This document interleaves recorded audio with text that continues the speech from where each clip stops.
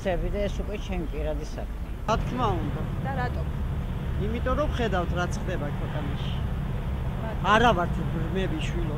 არანაირად არ შევერთდები განაცხადი. რასაც მოელოდა ხალხი, ყველაფერი გაუმყურეს და აღარ მგონია ვინმე ხმამისზე საძე და რამე დადებითი იყოს. თქვენ აქციასთან დაკავშირებით რა თქვათ, შეუერთდებოდით თუ არა? რა თქმა უნდა, ყველა რა თქმა უნდა შეუერთდება. ძალიან ბევრი შეუერთდება. ასეა თუ ისეა, სააკაშვილის დროს რაღაცა მაინც დაარსდა ქალაქზე, რაღაცა მოძრაობა იყო და ახლა არაფერს არ ხდება, ძრა არ არის.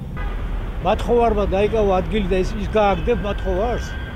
თქვენი აზრით საჭირო თუ არის თუ არა ამ აქციის ჩატარება? აქცია როგორ არის საჭირო? უნარო თაურობას. მე მგონი უერთდები. იმიტომ რომ ძალიან უკმაყოფილება ვარ ყველაფრით რა. აუცილებლად მივიდივართ, აუცილებლად ყველა. მოვითხოვდი მეც გადადგომას ამ მთავრობის, იმიტომ რომ უკმაყოფილება ვარ ძალიან. იმ შედეგებით, იმ დაპირებების გამო, რომელიც მოხდეს და არ შეასრულეს. არა, მე არ მივალ მაგ აქციაზე. და რატომ? იმიტომ რომ ნაციონალურმა რაც გააკეთე თვითონ იცია. ზოგადად ხელისუფლება და ის პოლიტიკა, რასაც ისინი ატარებენ, ეს მკვეთრად გაუარესებული ეკონომიკური სიტუაცია, რა თქმა უნდა, პროტესტის, ასე ვთქვათ, გამოხატვის ნებას აძლევს საზოგადოებას, რა თქმა უნდა. და რატომ? არ მომწონს ის პარტია, რომელიც აწყობს მიტინგს. კი, შეუერთდები ამ აქციას, რა თქმა უნდა, იმიტომ რომ ქვეყანაში განხორციელების ცვლილების გამო რაღაცები არსებობს ესეთი რამ, რაც უნდა შეიცვალოს მართლა.